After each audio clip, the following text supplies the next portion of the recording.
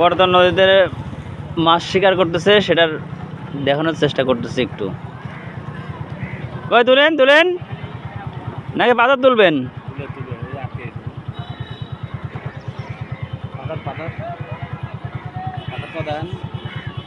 দেখাচ্ছি। পাথর তুলছে না, পাথর তো তুলতেছে এই যে। লাইভ লাইভ লাইভ নাকি? হ্যাঁ লাইভ।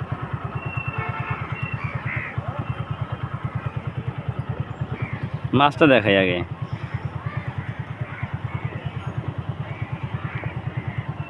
লাগছে তো ভালো মাছ।